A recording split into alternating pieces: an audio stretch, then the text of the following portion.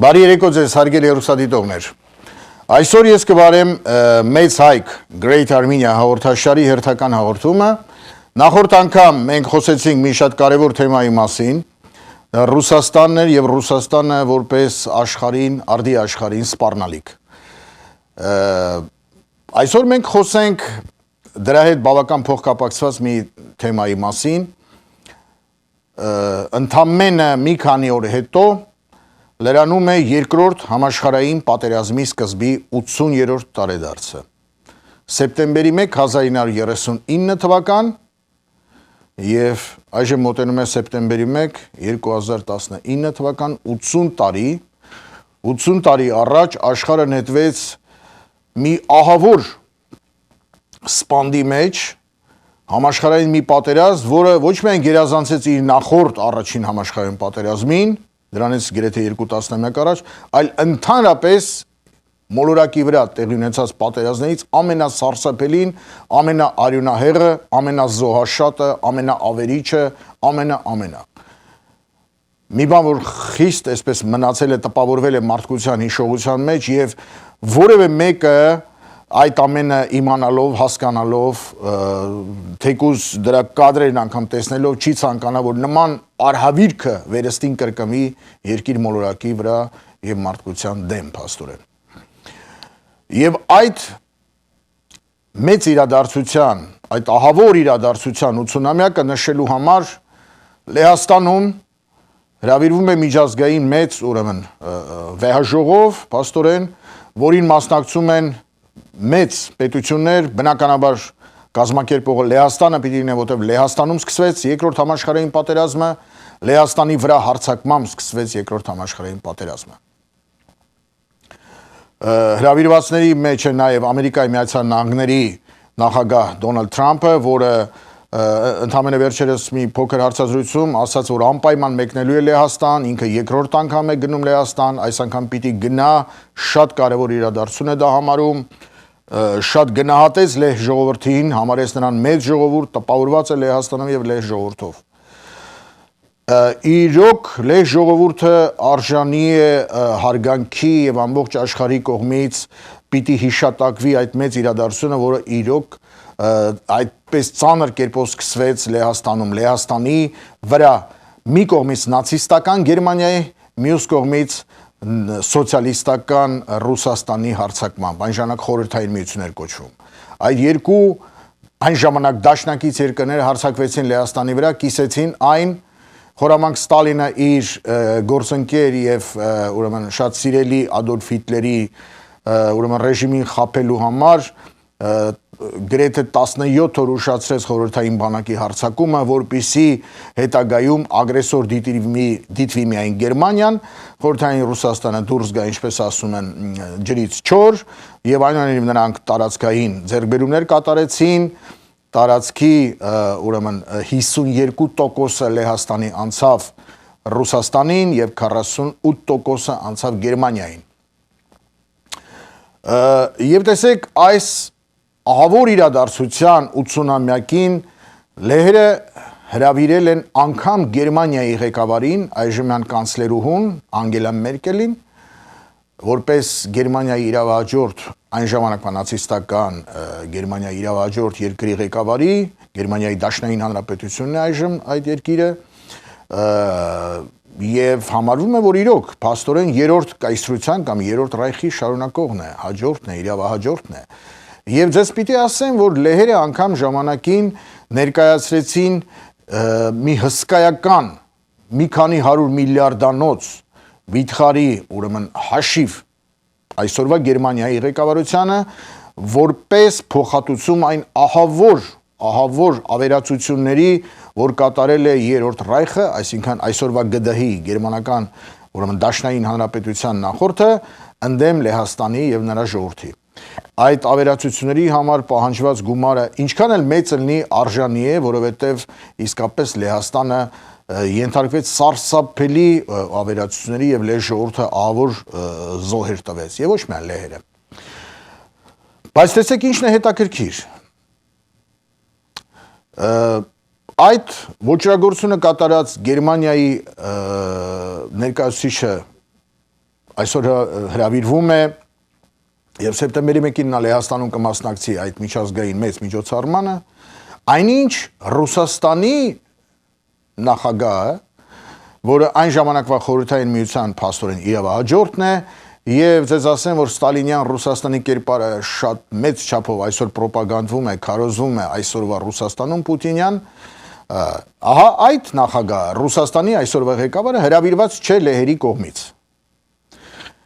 Գիտեք ինչ, սա շատ հետաքրքիր բան է եւ նշանակում է, որ լեհերը գերմանացիներին անգամ կարող են ներել իրենց արածների համար, որովհետև այսօր Գերմանիան սկսած Նյուրնբերգյան գործընթացից, երբ որ համաշխարհային պատերազմը 45 թվականին ավարտվեց, այդ ժամանակվանից գերմանական ժողովուրդը ապաշխարում է մինչև այսօր ընդունել է իր մեղքը, տեղի ունեցել, ասացինք 45 թվականի Նյուրնբերգյան դատավարությունը, որի միջազգային այդ դատավարական գործընթացում քննվեց, հետաքննվեց եւ ուրեմն դատի արժանացավ ամբողջ այն ոճրագործ կլիկան, որը ահավոր արյուն ուներ իր ձեռքերի վրա եւ վիթխարի զոհերի պատճառ էր դարձել աշխարհով մեկ, այդ թվում նաեւ Լեհաստանում։ Բայց ահա խորհրդային միությունը, որ եղել էր այդ նույն Գերմանիայի հետ միասին երկրորդ համաշխարհայինի սանձազերծողներից մեկը, երկու սանձազերծողներից մեկը, նա Նյուրնբերգյան գործընթացում ընդհակառակը հայտնվել էր հաղթողների կողմում եւ որևէ կերպով բնականաբար չպատժվեց եւ այդպես անպատիժ էլ Ստալինյան Ռուսաստանը մնաց եւ այսօր էլ ապրում է որպես Պուտինյան Ռուսաստան։ Եվ հենց սրա համար է այս չպատժված Ռուսաստանի երևույթի դեմ է ուղված լեհերի այս դեմարշը եւ Լեհաստանը փաստորեն դրանով ուզում է ասել, որ ճանաչում է Ռուսաստանին որպես այն սոցիալիստական խորհրդային միության ժառանգորդը, իրավահաջորդը, որը ոճրագործություն է գործել լեհ ժողովրդի հանդեպ եւ ամբողջ աշխարհի հանդեպ, Եվրոպայի եւ աշխարհի ժողովրդների հանդեպ, եւ այսօր դեռևս պատասխան չի տվել իր արածների համար։ Եվ իմիջիայլոց լեհական մեկնաբանություններում, թե ինչով է հիմնավորվում, որ Ռուսաստանին չեն հրավիրել այդ ուրեմն միջոցառմանը միջազգային, նշվում է նաև, որ այսօր Ռուսաստանը իրեն պահում է ինչպես նախկինում, այսինքն նորից հարձակվում է հարևան երկրների վրա։ Դրա վառագույն օրինակը կարող է լինել Ուկրաինայում մղվող այդ պատերազմը, որտեղ իբր թե ռուսական զորքեր չկան, բայց իրականում կան, թաքնված տարբեր անունների տակ, ռուսական օգնությունն է գնում, Ուկրաինայի դեմ մղվում է հիբրիդային պատերազմ, ինչպես եւ ամբողջ աշխարհի դեմ կարելի ասել։ Ձեզ ասեմ, որ պատրաստվում է Բելարուսիայի զավթումը եւ չնայած Լուկաշենկոն այսպիսի ուրեմն մի քայլ արեց վերջերս այս հրավերի հետ կապված նրան էլ չէին հրավիրել, ինչպես Ռուսաստանին, չէին հրավիրել նաեւ Հայաստանի ղեկավարության իմիջիայլոց, համարելով որ դրանք բոլորը խորհրդային միության մասերն են, նրանք չեն ապաշխարել, նրանք համարվում են Լեհաստանի դեմ ոտաձգություն կատարածներ եւ համարվում են այն երկրորդ համաշխարհային պատերազմը սանձազերծած խորհրդային միության մասերը ու չեն ապաշխարել իրենց արածի համար։ Բայց հրավիրվել է Վրաստանը, հրավիրվել է Ուկրաինան, այսինքն երկրներ, որոնք անցել են ազատ աշխարհի դիրքերը, հասկացել են, որ իրենք գտնվում են մի ահավոր ճամբարում, որից պետք է ինչքան հնարավոր է արագ հեռանալ։ Ահա տեսեք տարբերությունները եւ հասկացեք, թե ինչպիսի աշխարհակաղակական իրավիճակ է ստեղծվում Եվրոպայում եւ նաեւ Հայաստանի շուրջ։ Իմիջիայլոց լեհական կողմը բնականաբար համաձայնեցնելով արևմտաեվրոպական մի շարք երկրների եւ Միացյալ Նահանգների հետ հրավեր է ուղարկել նաեւ միջազգային տնտեսական ֆորումին մասնակցության, որտեղ սակայն Հայաստանը հրաժարվել է մասնակցելուց, պատճառաբանելով փաստորեն նրանով, որ Ռուսաստանին չեն հրավիրել։ Սա անհասկանալի է։ Ինչու է մեր քաղաքականությունը, եթե մենք անկախ հանրապետություն ենք, ունենք ազգային մեր շահերը, հայկական խնդիրներ ունենք լուծելու, ընդ որում մոլորակի մասշտաբով եւ նաեւ մեր հենց հողերի հարցերը, ինչու ենք մենք դա կապում Ռուսաստանի հետ։ Ինչու է Հայաստանի պետականություն կոչվածը կապված ռուսական գաղութային սայլի անիվին։ Այսա սարսափելի մի հարց է, որը պետք է մենք բոլորս մեզ տանք եւ ինքներս փորձենք պատասխանները որոնել։ Ես ունեմ այդ պատասխանները իմ համար, յուրաքանչյուրս կարող ենք ունենալ, բայց շարունակելով ձեզ պիտի ասեմ, որ այսպիսի աշխարհակաղակական իրավիճակը, որ ստեղծվում է Լեհաստանում անցկացող այս միջոցառումների կապակցությամբ եւ բացահայտվում են նորանոր, ուրեմն սահմանագծեր ազատ աշխարհի եւ ուրեմն ստրկատիրության երկրների միջև նորագույն ստրկատիրության ինչպիսին Ռուսաստանն է, սա չի հանգեցնելու ուրեմն դրական արդյունքների Ռուսաստանի համար։ Նախորդ հաղորդման ժամանակ մենք ասացինք, որ Ռուսաստանը դարձել է սպառնալիք արդի աշխարհի համար։ Այդ սպառնալիք լինելը գիտակցվում է արևմտյան քաղաքակրթությանը պատկանող բոլոր երկրների եւ ժողովուրդների կողմից եւ հուսով եմ նաեւ որ այդ երկրներում ապրող հայության կողմից հայկական սփյուռքի կողմից եւս ես հուսով եմ որ հայ ժողովրդի այն հատվածը որ ապրում է իր մայր հայրենիքում եւ դժբախտաբար գտնվում է խորհրդային Ռուսաստանի ժառանգորդը հանդիսացող այդ ռուսական այսօրվա կայսերապաշտական ուրեմն ղեկավարության ազդեցության տակ նա եւս կհասկանա սա Ամենայն դեպս նրա որոշակի մասը հասկացել է եւ ցանկալի է որ ամբողջ ժողովուրդը հասկանա այդ դեպքում Հայաստանը կազատագրվի օտարերկրյա գաղութային դիապետությունից որը միայն եւ միայն կործանման է տանում հայ ժողովրդին եւ նրա պետականությունը կամ նրա ինչ որ մնացորդները այսպես ասենք որտեղ իրականում եթե դու քո ամբողջ քաղաքականությունը կապում ես Ռուսաստանի հետ ուրեմն փաստորեն դու անկախ պետություն չես որպես պետականություն կայացած չես ամենամեղմն եմ ես ասում սա Ինչ է կատարվելու Ռուսաստանի հետ ակնհայտ է որ նա արդեն ինքը իրեն քշել է անկյուն ինքը իրեն բացահայտել է որպես ագրեսոր որպես միլիտարիստական երկիր որը զարգացմանը չի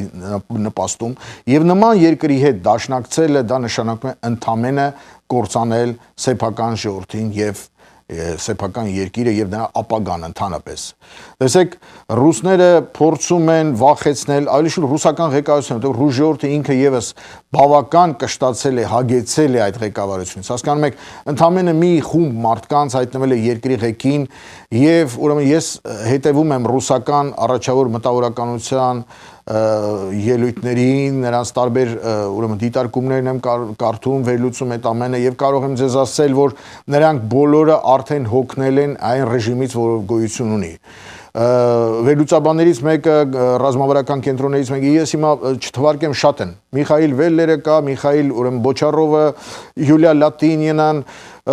պատմաբաններ այդ դեպքում օրինակ Եվգենի Պանասենկովը եւ այլն բազում անուններ որոնք վերլուծում են Ռուսաստանի իրավիճակը եւ հասկանում որ երկիրը կանգնած է ուղղակի կործանման եզրին Ռուսաստանը արդեն ապագա չունի նշում են որ ինչ Սորոսների վրա է գցում մեղքը լսեք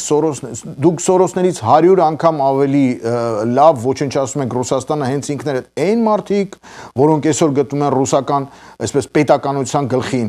մարդիկ որ փորձում են մոլորակը վախեցնել իրենց սպառազինություններով մի կողմից սոված ժողովուրդ որը օրվա հացի խնդիր ունի արդեն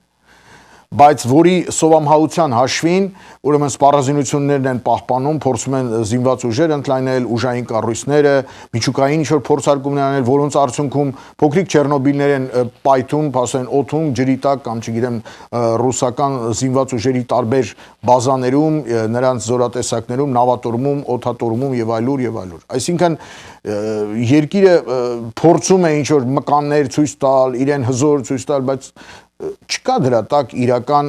այն պոտենցիալը, որից ինչ որ մեկը պիտի վախենալու բան չկա։ Միակ բանը այն է, որ մենք տեսնում ենք մի ահաբեկչի, որի ձեռքին ինչ որ զենք կա եւ պետք է այդ զենքը վերցվի։ Ուրեմն տեսեք, Ռուսաստանը միշտ էլ սովահար է արել իր ժողովրդին, նրա ղեկավարությունը անկախ նրանից դա եղել է ցարական, դա եղել է բոլշևիկյան, թե այսօրվա իբր թե դեմոկրատական, բայց իրականում էլ առավել ստալինյան ու բոլշևիկյան, քան նախորդները եւ նաեւ ցարական, բոլորը միասին, այսպես մի հիբրիդային կառավարություն է, չեկիստո բանդիտոկրատիան, պարզ ասենք։ Սրանք ինչ են անում։ Եթե նայում ենք 19-րդ դարում հայտնի է հայ մեծ ծովանկարիչ Այվազովսկու նկարում ամերիկյան դրոշով սահնակի վրա ձիեր այսպես քաշում են ռուս մուժիկը ուրեմն ուրախ բռնել է դրոշը եւ ամերիկյան օգնություն են բաժանում ռուսական գյուղերում, այսինքն ռուսական գյուղերում, նահանգներում սով է ամերիկան օգնություն է ուղղակի 19-րդ դարն է սա, տեսեք։ Պատկերված է դա փաստ է։ Եվ փրկում են Ռուսաստանի բնակչությանը։ Միևնույն ժամանակ ցարական կառավարությունը այդ Ռուսաստանի բնակչության բերանից պոկված ծորենը, ուրեմն նավերով, ուրեմն տոննաներով, բազում հազարավոր ուղարկում է ուրեմն արտասահման, վաճառում են, որպեսզի, չգիտեմ, իրենց հարցերը լուծեն տարբեր տեսակի, բայց որոնք ժողովրդի ուրեմն առաջընթացի եւ բարգավաճման հետ ոչ մի կապ չունեն փաստորեն։ Եվ դա էլ հանգեցրեց ցարական Ռուսաստանի փաստացի կործանմանը։ Բոլշևիկյան Ռուսաստան նորից մենք տեսնում ենք ամերիկացիները, ուրեմն ուղարկում են արկո կազմակերպություն կար, հետագայում նրա ղեկավարը դարձավ ամերիկյան նախագահներից մեկը, Հուվերի մասին է խոսքը։ Ուրեմն վիթխարի օգնություն են բերել։ 20 միլիոնից ավելի մարդ քաղցում է Ռուսաստանում, այդ թվում Պովոլժիայում եւ այլուր։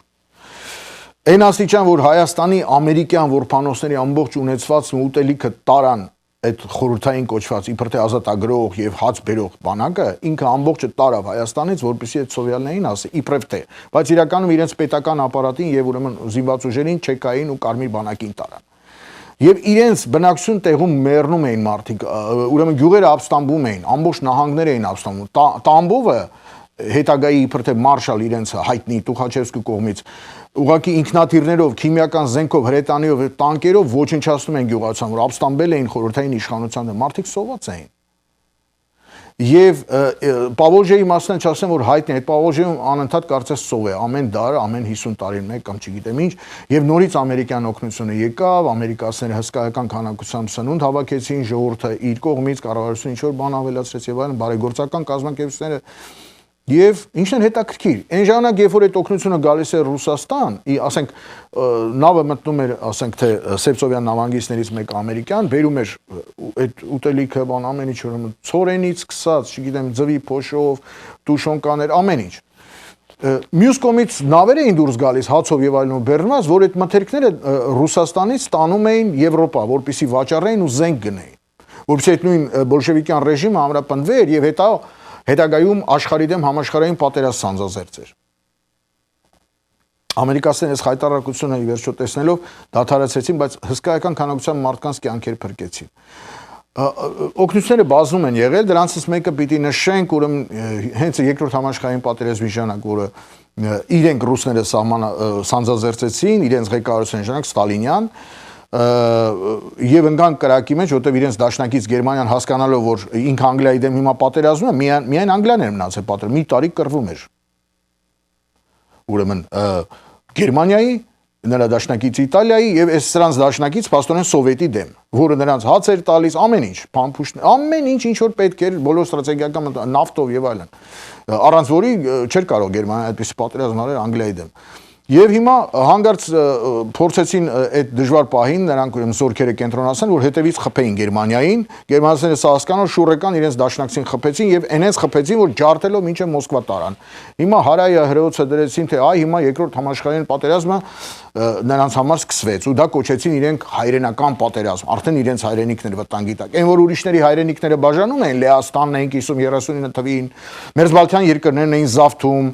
տարբեր մեթոդներով զորքերը մտցնելով հետո իբր քվեարկություն արել, ոնց որ Ղրիմում քվեարկություն արեցին, հիմա հարավային Օսիայում անձնագրերը բաժանեցին, զորքերը մտցրեցին, մեկ էլ հարավային Օսիան ուզեցավ մտնել Ռուսաստանի կազմի մեջ եւ այսպես շարունակ։ Հիմա նույնը ուզում են Արցախում անել, վաղը Երևանի գուբերնիայում կանեն,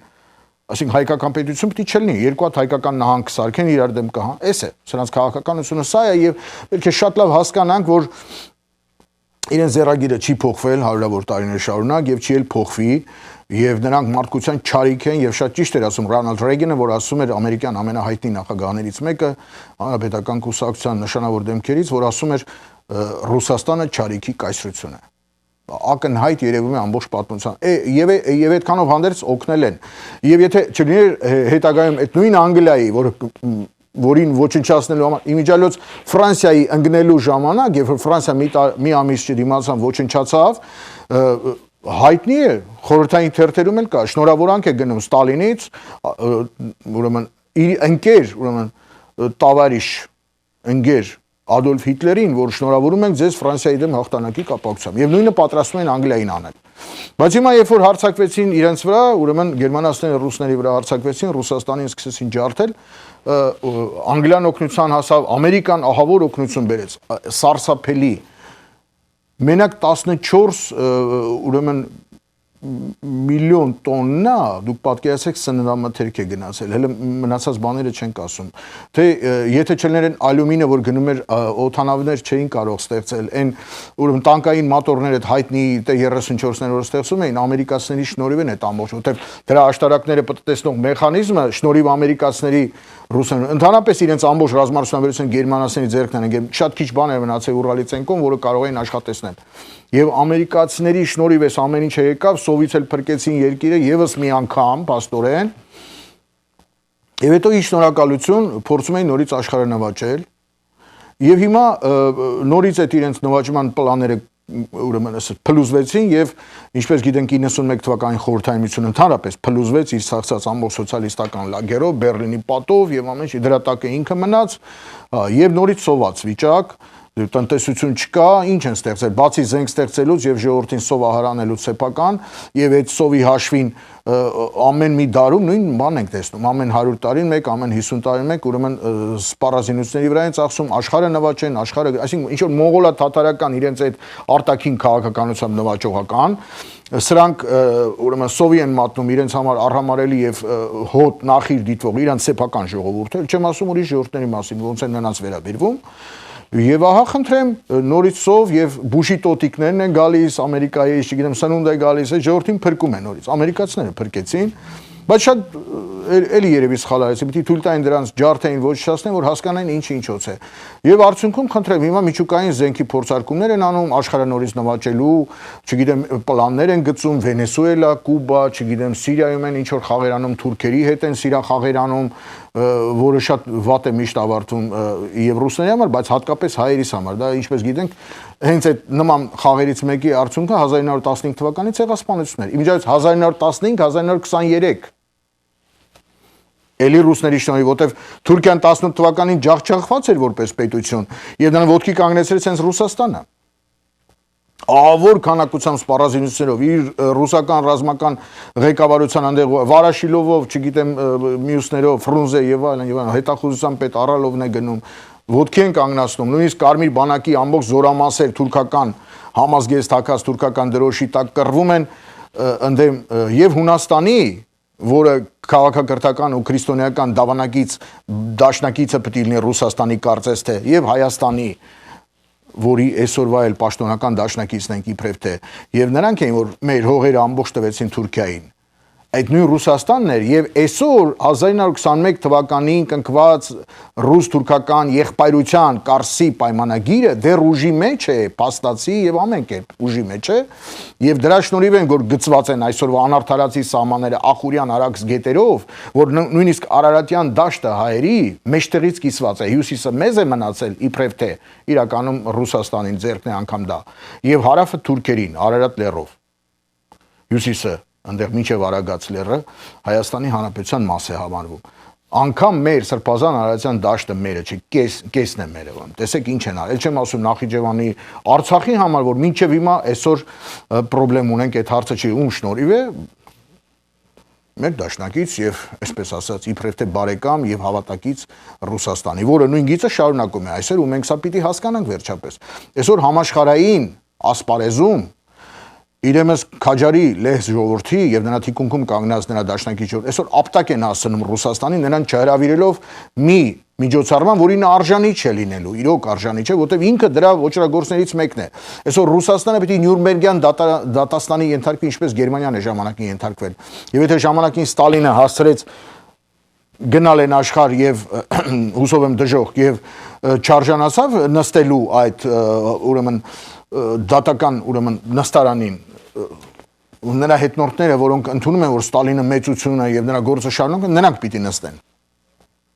Որպես այդ ոչրագործության շարունակողներ, պարտակողներ եւ մեծացնողներ ու ծավալողներ, որոնք որոշել են ռուսական կայսրության սահմանները նորից ընդլայնել եւ ելի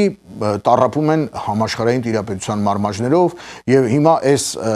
այս կապիկի ձեռքին, այս ուրեմն terrorist կապիկի ձեռքին հայտնվել է միջուկային զենք, միջուկային մահակ, որն նա ճոճում է ամբողջ աշխարհի գլխին եւ բոլորին սպառնում է։ Տեսեք, այս Սուզանավերի պայթյունները հենց այնպես չեն լինում, Կուրսկից իմիջիալոց սկսած քանի տարիներ առաջ, որոնց մերկացնողներին հերոստատեսությամբ նույնիսկ ռուս մտավորականներին գնդակահարեցին Պուտինի չեկիստները։ որպեսզի ճշմարտությունը չիմանան ոչ Ռուսաստանի ներսում, ոչ աշխարհում, բայց աշխարհում իմացան, Ռուսաստանում էլ հիմա իմանում են եւ արդյունքում մենք տեսնում ենք Ռուսաստանը, որը այսօր ժողովուրդը սոված է, արդեն ոտքի է կանգնում իր սեփական ռեժիմի դեմ, որից մինչև կոկորտը կուշտ են մարդիկ եւ կարծում եմ հայ ժողովուրդը ի Հայաստան եւ Սփյուռս աշխարհի պիտի համապատասխան եզրակացություններ անի։ Ռուսաստանը ի վերջո կյանք չունի, երկար ապագա չունի։ Նրա հետևից գնալու է նաև օսմանա-թուրքական այս կայսրություն կոչեցյալը, որը հանրապետության անվան տակ է 23 թվականից, բայց էությամբ նույն արյունոտ ցեղասպան երկին է։ Երկուսն էլ գնալու են այնտեղ, որտեղ որ արժանի են։ Դրանք պատմության աղբանոցը պիտի նետվեն, որտեղ այդ կայսրությունները շատ արյուն են թափել եւ հատկապես մեր ժողովրդին շատ մեծ ցավեր են պատճառել։ Ահավոր որոնց մենք դեռ չենք հաղթել մինչ այսօր եւ ելի եմ ասում օրինակ պիտի վերցնել լեհ ազգի պես ժողովուրդ իրոք հարգարժան մի ժողովուրդ որ տվել է աշխարհին ասենք Շոպենի պես երաժիշտ տվել է Մացկևիչ տվել է չգիտեմ Սենկևիչ մեծ գրողներ բանաստեղծներ տվել է ի վերջո Յան Սոբեսկու պես մեծ արքա, որը կարողացավ Եվրոպան պաշտպանել թուրքական հարձակումից Վիեննայի մոտ կենտրոնական Եվրոպայում գերմանական զորքերի հետ միասին լեհական բանակը իմիջիայլոց նաև 2000 հայ կամավորական հեծելազոր հրաշալի կար այնտեղ ետ են մղել ու շպրտել են թուրքերին հետ որ չկարողանան Եվրոպան գրավել ահա սա լեհերի տվածն է համաշխարհային քաղաքակրթությանը սա չպիտի մոռանալ եւ 5 անգամ համարը 4 անգամ Լեհաստանը բաժանել են իրար մեջ հարևան երկրները ու ելի այսօր Լեհաստանը կա Լեհաստանը մեծ ապագա կունենա որտեղ նա հասկանում է իր ազգային շահերը նրան փորձեցին ծնկի բերել նաև ոտքի կանգնեց դարձյալ շատ օրինակելի ազգ է եւ մեծ ազգ է հոգով մեծ ազգ է եւ տարածքով նաև մեծ կդառնա նա ինչպես եղել է ժամանակին Եվրոպայի ամենամեծ երկիրը որի սահմանները համարյա Սմոլենսկից Մոսկովիայի ուրեմն սահմաններից տարածում են մինչև գերմանական տարածքի խորքերը եւ Բալտիկ ծովից մինչև հասնում են Սև ծով այդ վիթխարի տարածքի վրա նրանք քաղաքակրթություն էին տարածում քրիստոնեական քաղաքակրթություն եվրոպական քաղաքակրթություն եւ այդ ազգը իրոք ապագա ունի եւ Եվրոպայի խաղաղության ու այս երկու հրեշներին իրարից հեռացնելու ռուսական ու թուրքական շատ մեծ գործ է կատարել ժամանակին եւ ելի կանի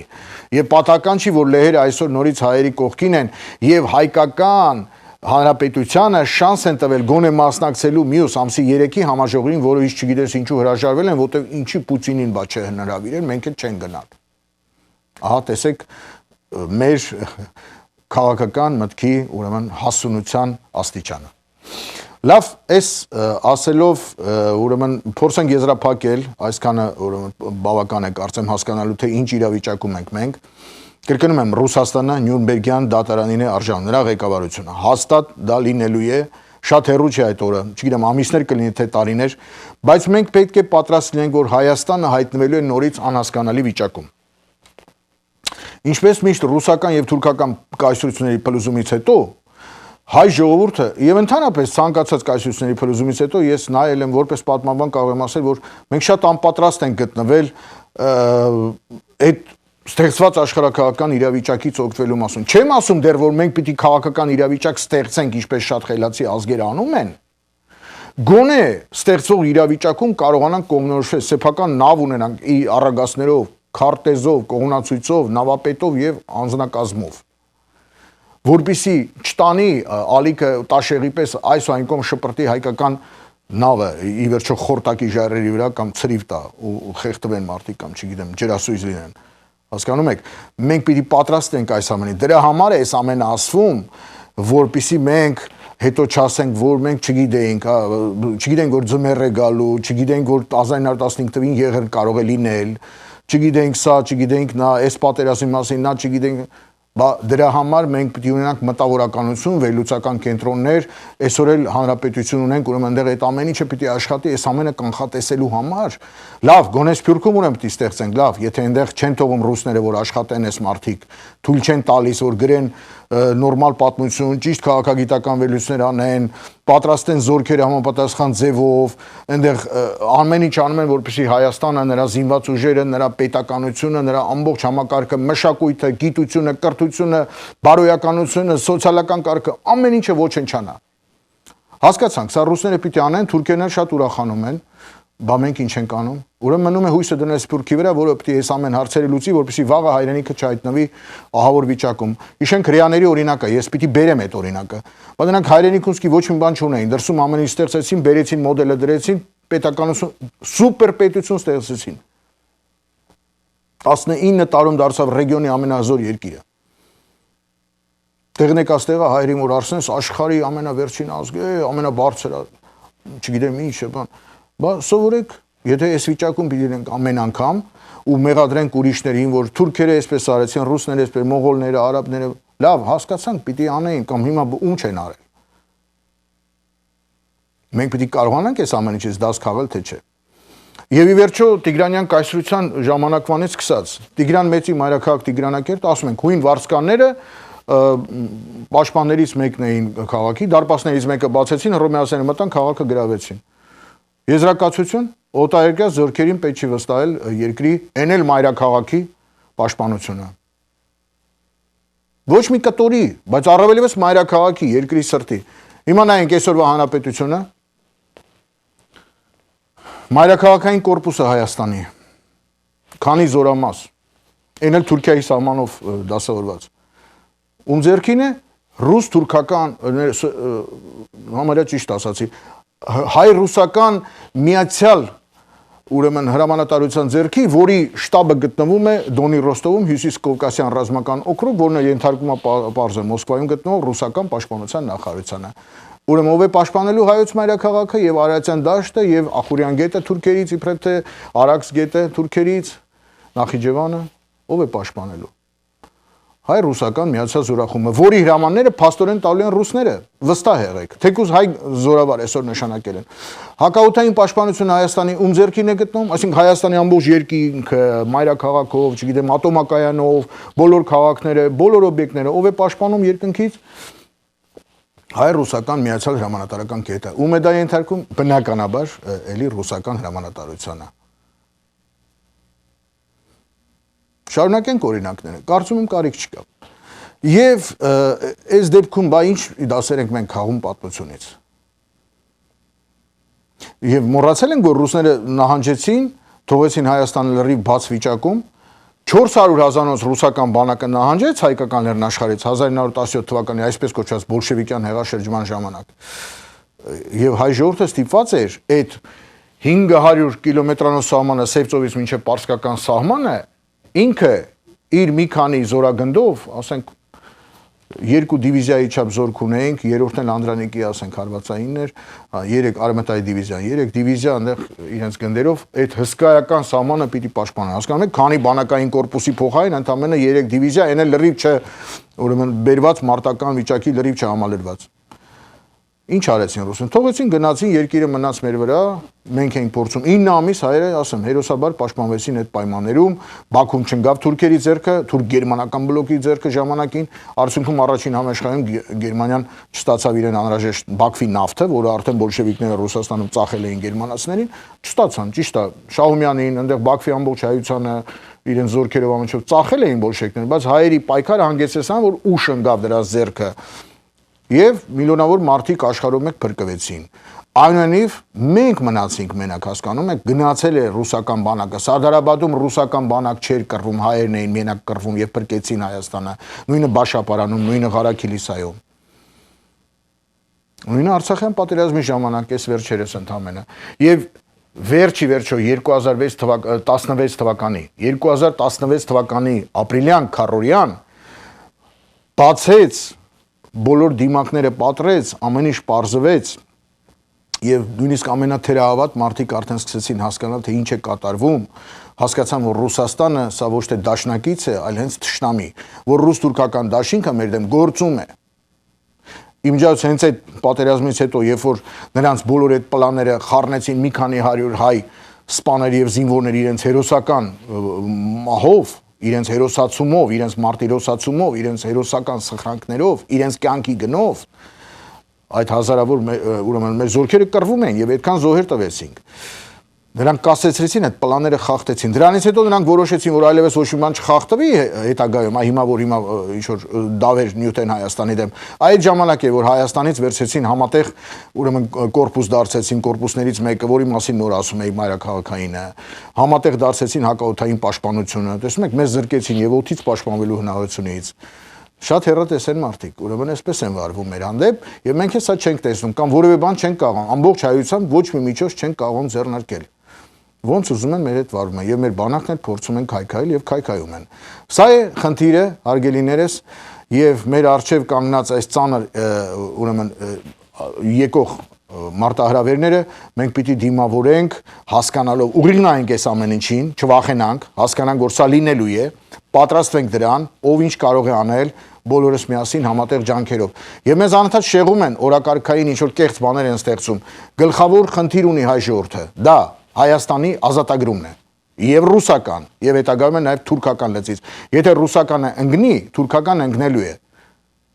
Նրանք են խանգարում։ Եվ դրա համար թուրքերը իմիջիայլոց շատ շահագրգռված են, որ Հայաստանը մնա ռուսական լծի տակ։ Սա պիտի հասկանանք եւ ըստ այդմ գործենք։